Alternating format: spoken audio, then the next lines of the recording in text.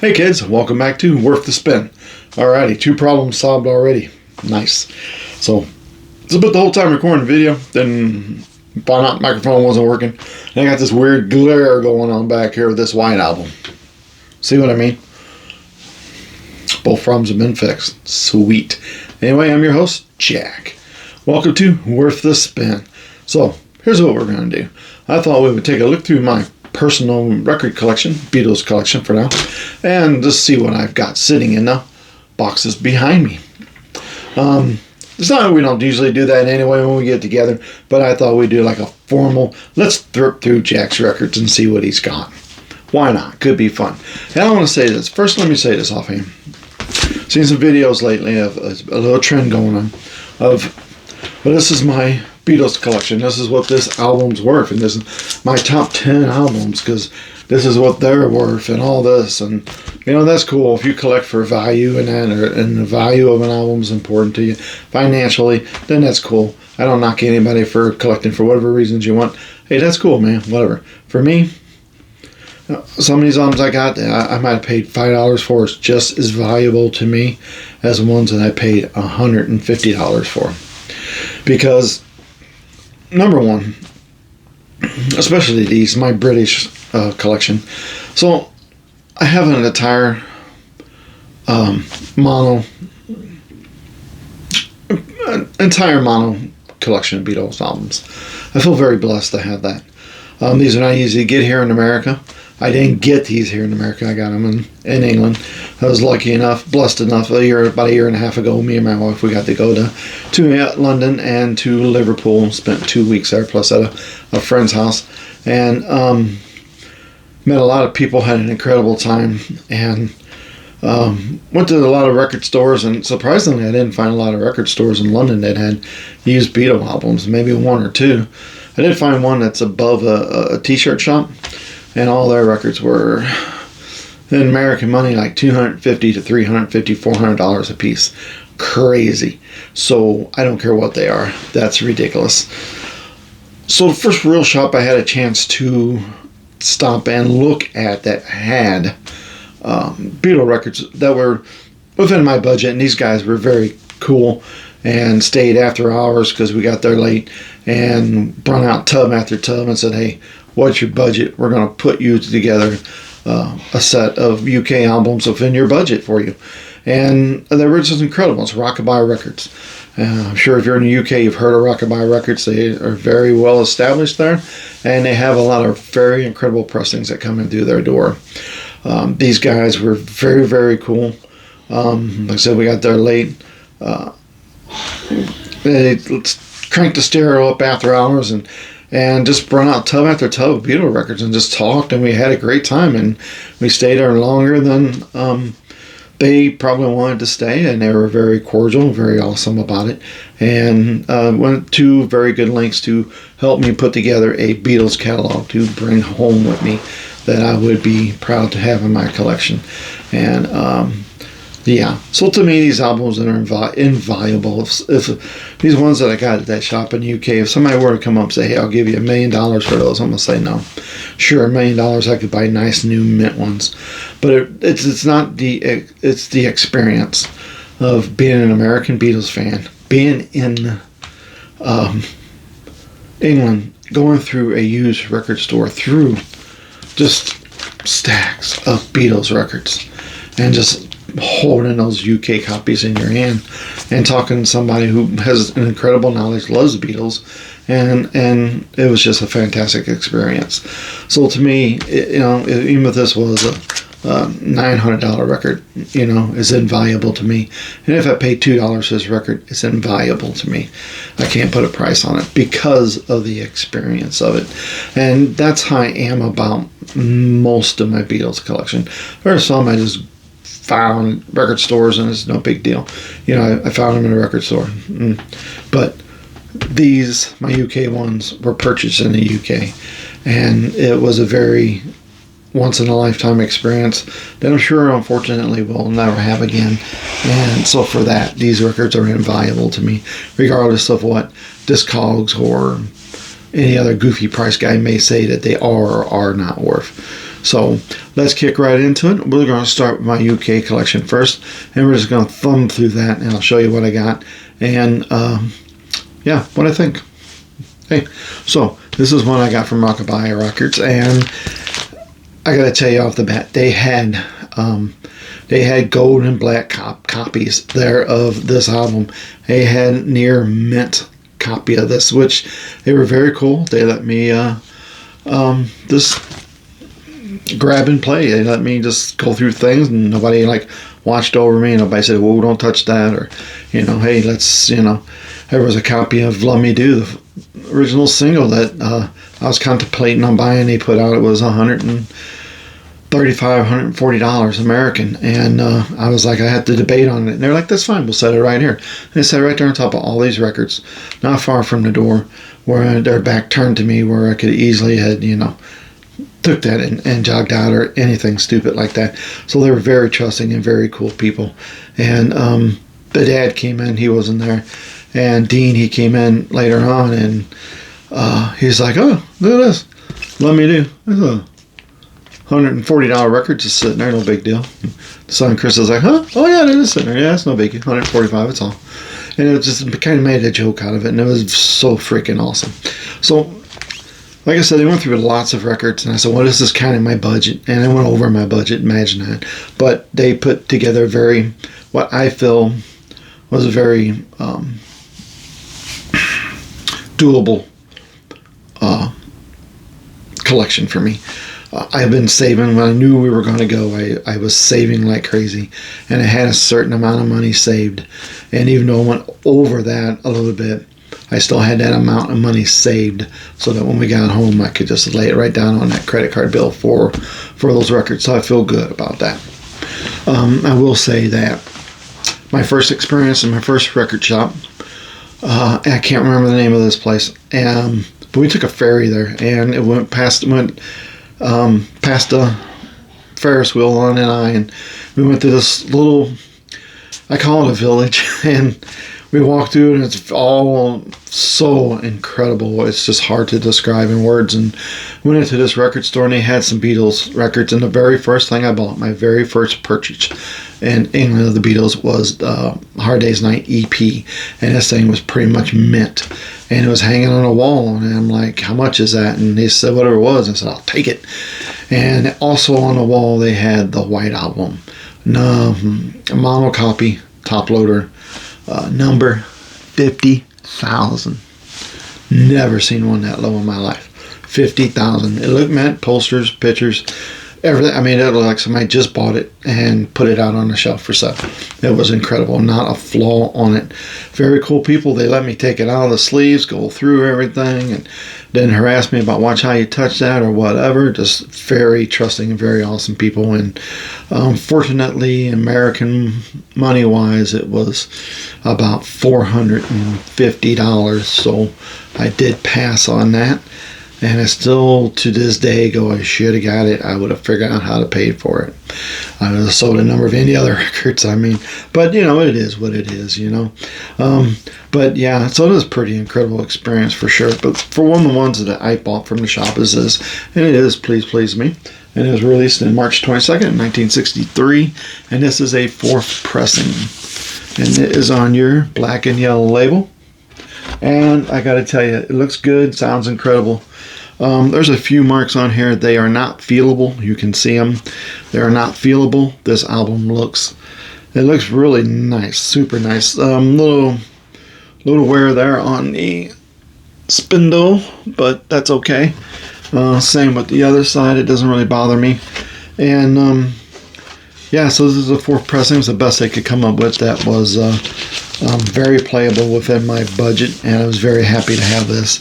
Like I said, I did hold a first pressing gold and black in my hands, and everything in me wanted to just hold just the record and say, take a picture. But I didn't want to seem to look like any bigger of a nerd than I was. That's something I'll never hold or see again in my lifetime, so that was, for me, an incredible experience. So, this is my UK fourth pressing of Please Please Me, and I love it to death. Records, and I think the records, to me, it's near mint. It's great. The cover's a little worse for wear, not too super bad. Has some bending and kind of creasing here. I love the laminated covers there. That's awesome stuff. Just kind of an overview of it. There's your, I never show these. A lot of people do. There's your back. That's probably the worst of it right there. And it comes with your original inner sleeve, which is pretty cool too. So yeah, they did a lot of digging and stuff to go through to find this one. That was an affordable copy for me that looked really good and sounded really good. And as good as this record looks, it sounds even better. I have a little problem towards the end on side 2. I don't know what's going on there. There seems to be a little distortion there on twist and shout, but that's okay.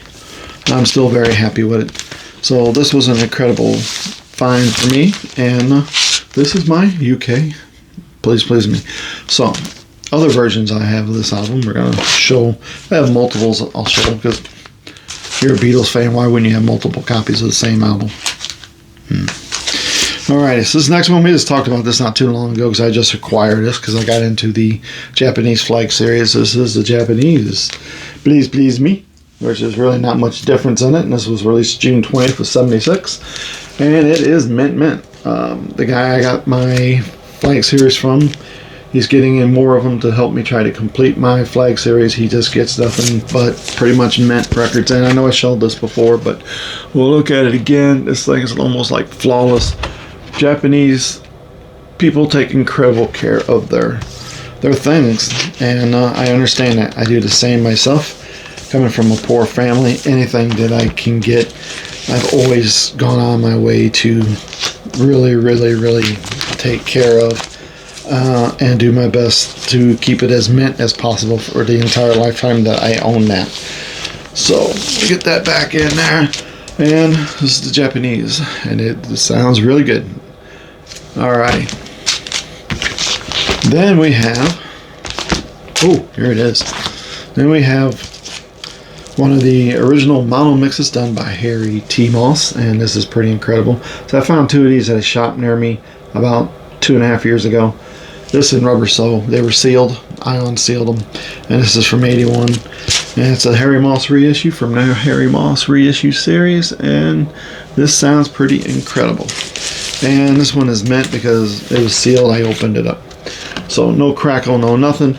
It does have some cracking on the spindle hole, which it had when I opened it up, which is really weird, but that does happen in production. I am told sometimes when I'm on and off spindles, so it's a storage thing that does happen. But it sounds pretty incredible. I like the Harry T. Moss cut albums. I think they sound really incredible. This was a really good find. Like I said, I got this in rubber sole, and it was only 2 of the series they had, and they were pretty reasonable. I was shocked at how cheap they actually were, so I couldn't pass up on that. So that is the 3 copies that I own of Please Please Me. I know that's pretty low for a Beatles fan. There's a lot of fans that have 10, 12, 15 copies, and that's cool. But you don't know. I might come across another copy down the road, and I gotta have that one too because I don't have that one. So yeah, still love this album. I think this album is as great as ever. Being an American, my first experience with Beatles music, of course, was the Capitol albums. And I got started out, as I had said before, with the Blue Album. We call it the Blue Album, 1967 through 1970. 2 sisters came and gave it to me and said, hey, this just, we just bought this for you. It just came out. Listen to this. It'll change your life. Stop listening to what you listen to, which was a lot of country music at the time. I put that on and boom, that was it. The Beatles were the love of my music career or whatever for the rest of my entire life. So it's awesome to own this record, and I think the best way to experience the Beatles, and I've said this before, to experience the Beatles is especially if you're a new fan, is not to listen to the American albums right off the bat. I'm not saying not listen to them at all, but not right off the bat. Go to the UK ones, and that's why they released all of these in America, is because this is the order, album release order and song release order that they intended you to hear this music. And I think the very least we could do is, for the incredible music they've given us, is adhere to their wishes and listen to it that way.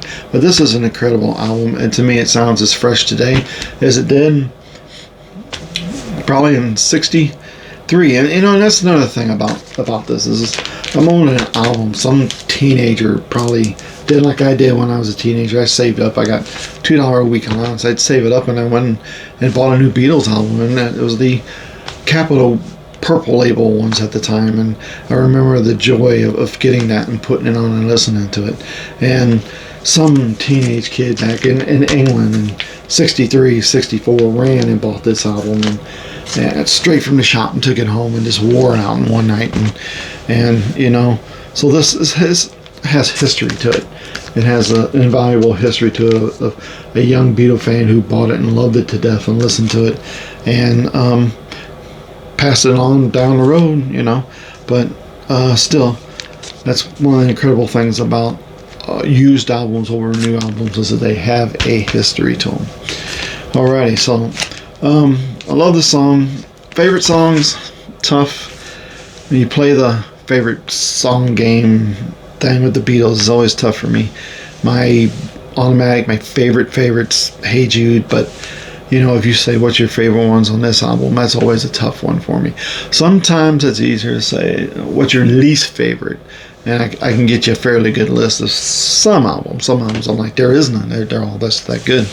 But I really love, even though some of it's not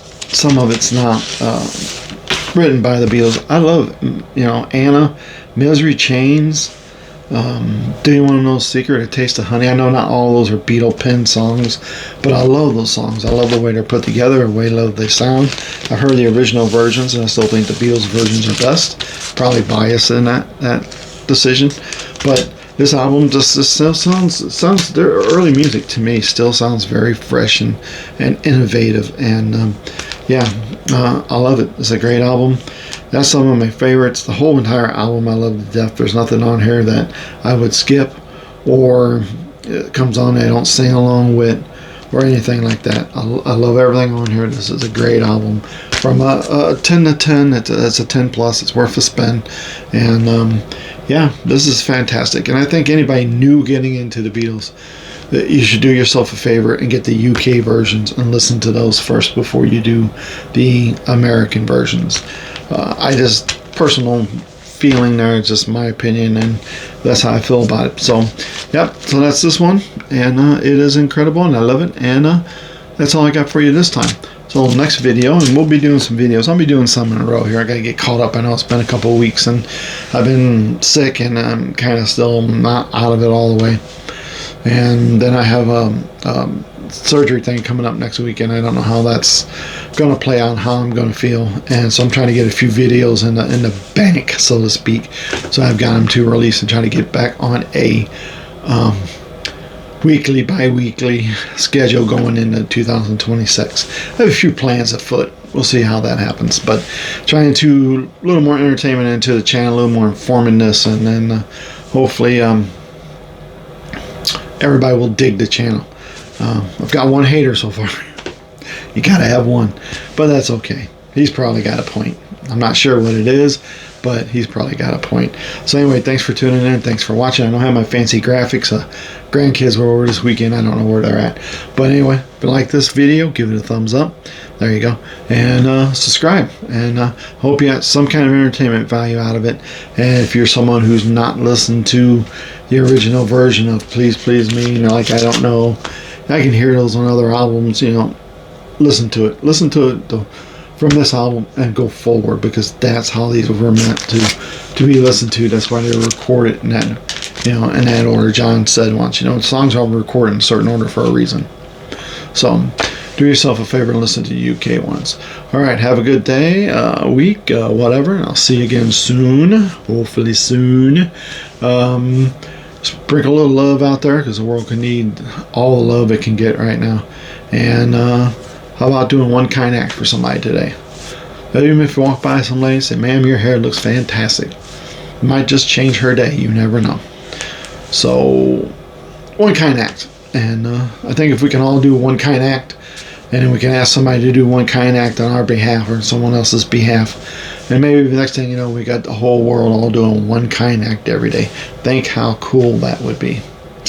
All right, thanks for tuning in. Thanks for watching my channel. I hope you enjoy it, and I hope going forward into the new year you stick around, and I hope that I have some content that you like and that you enjoy. Suggestions, toss them out there. I'm always good at suggestions, and I like to hear from people. So, yeah, drop me a line. That's all I got for you. Thanks for tuning in. Have an awesome time.